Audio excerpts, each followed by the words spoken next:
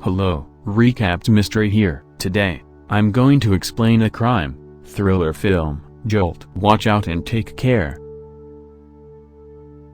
Lindy Lewis had a terrible upbringing as a result of her parents' lack of caring. Her traumas have only gotten worse over time, and she now has intermittent explosive disorder, which requires only a minor trigger to unleash her rage on someone. After a series of fruitless therapies, she was sent to the military to learn how to channel her wrath, but the outcomes were the same as before. Dr. Munchkin, her psychiatrist, eventually devises a solution and equips her with an electric shock vest, which she uses to keep herself from fighting with others. In an attempt to be normal, she goes on a date with a guy named Justin one day. Although she tries to leave at the last minute, she decides to stay because he appears to be a lovely person to go out with. As they talk, a waitress comes over to take their orders, but when she keeps refusing the foods Justin wants, Lindy becomes enraged and almost stabs her with a knife. She overhears the waitress making fun of Justin a few minutes later while using the loo. Lindy tries to utilize her invention, but it is no longer as effective. As a result, Lindy loses control and beats her up before fleeing the restaurant without alerting him. The next morning, she takes the device to Dr. Munchkin and requests that he repair it. While repairing it, he inquires about her last night's date, which was actually a social experiment, but she believes it failed miserably because she once again injured someone. Although he returns the device, he informs Lindy that the only long-term answer to her problem is to develop a stronger connection with someone, and wants her to be in a relationship, but she walks away without saying anything.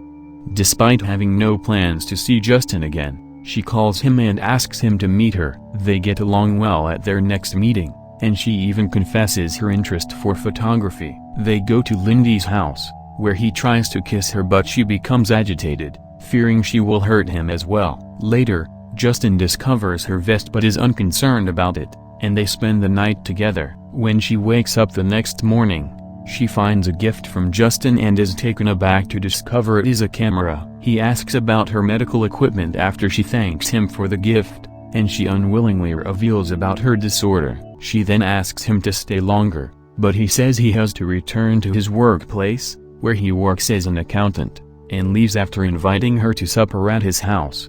She is overjoyed at this unexpected experience of becoming closer to someone, and she eagerly meets Dr. Munchkin to share her excitement. She didn't use her device at all last night, and she believes that if this relationship works, she won't need it again. She spends the day snapping shots with her new camera after visiting the doctor. As she prepares for supper at night, she receives a message from Justin informing her that he may be late. Lindy then calls him, but instead speaks with investigator Vickers, who informs her of Justin's murder. She hurries to the police station, where Detective Niven and Vickers inform her that his body was discovered in a skip. Lindy leaves the office after feeling they are uninterested in the case and resolves to do her own investigation. She subsequently attends his burial and mourns his loss, recalling the brief time she spent with him. She meets Dr. Munchkin again after being unable to manage her emotions, and he offers her sedatives to calm her down. She tells him about Justin after waking up again, and she assumes he is his only client.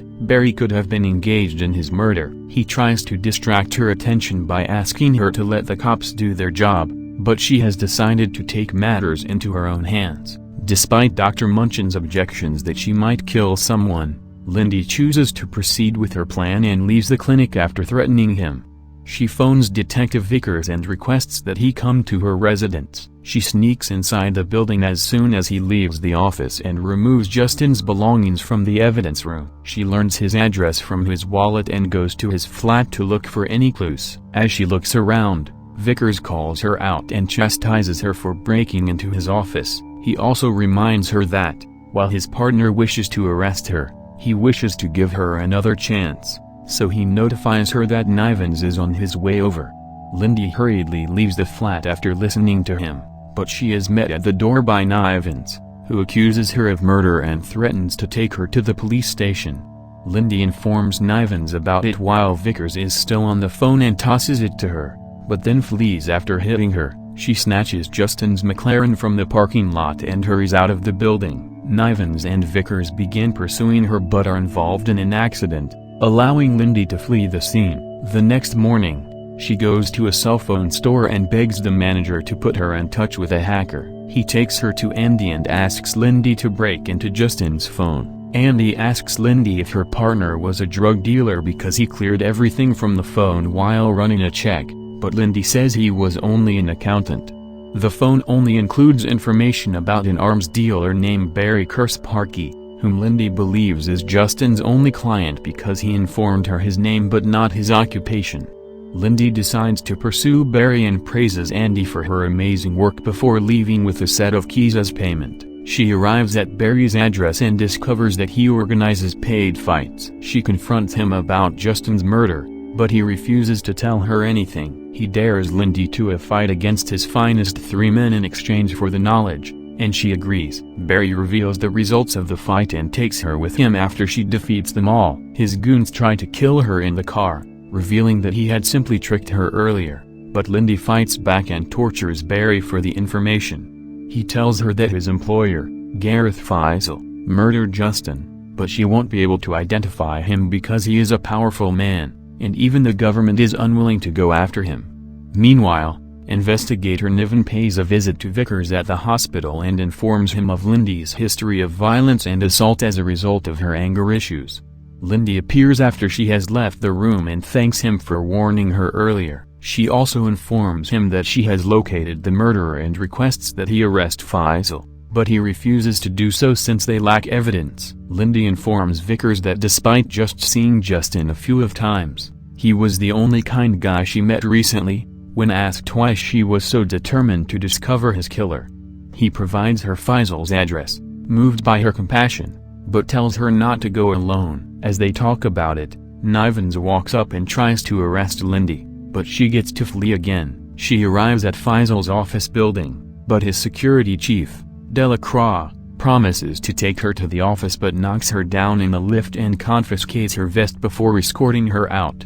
In the car, she often forgets her vest and asks the driver to pull over, but he strikes her when she refuses. The ensuing struggles culminate in an accident, but she escapes and flees. Later, she runs across Dr. Munchin again and, after telling him about her journey, asks him to make her another device. She returns to her flat after supper with him, only to discover that someone has already arrived. She enters through the window and discovers that Faisal's men have set up a booby trap to kill her in an explosion. She takes the device with her after dismantling it and plants another explosive in the flat to stage her death. She sees Vickers after exiting the building, who wants to arrest her for her own protection, but is distracted as her flat explodes, giving her enough opportunity to leave again.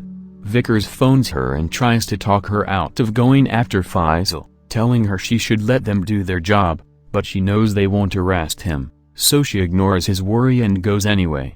She scales the office block, but is once again apprehended by Delacroix. He leads her to Faisal, who admits to murdering Justin and many other innocent individuals. She can't control her rage after hearing him and snaps again, but Delacroix knocks her out with a blow to the head. When she wakes up this time, she is strapped to a chair, and Delacroix attempts to torment her by draining her blood. She lashes out at him and, after breaking free, attacks him with his equipment in order to find Faisal's secret office. After knocking up the security guards on her way to the office, she discovers that Faisal has been shot in the head. Before she can think about anything else, Justin appears from the corner of the room. He admires her for her work, but she can't believe he's still alive after attending his funeral. Seeing her disbelief, he exposes himself to be a CIA operative who used her to get to Faisal since they didn't want to become directly involved.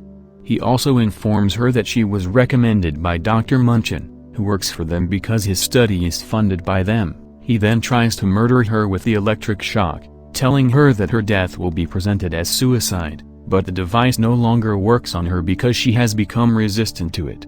She stands up and throws her suitcase to him before fleeing the building. Justin is perplexed by her actions, but the explosive in her suitcase explodes and kills him. After exiting the building, Linda contacts Dr. Munchin and accuses him of manipulating her for his own gain, but he apologizes to her, saying he was unaware of Justin's intentions.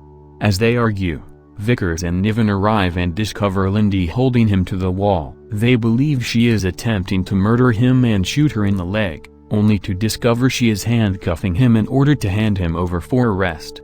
Vickers admires her determination after transporting her to the hospital, and both of them assist her in covering her tracks. He asks Lindy out after she returns her device, which they confiscated from her and the ambulance, and she agrees to think about it. Lindy returns to her burnt flat to collect her belongings after healing from her injuries and being discharged from the hospital. Soon after, she is visited by a strange woman who turns out to be Justin Sr. Lindy declines her offer of a job at the agency, claiming that it will help her channel her fury. Andy, a hacker, discovers that Lindy's payment to her was a McLaren. The end. Please subscribe to assist the channel, turn on notification and leave a like. Thank you for taking the time to watch. See you again soon.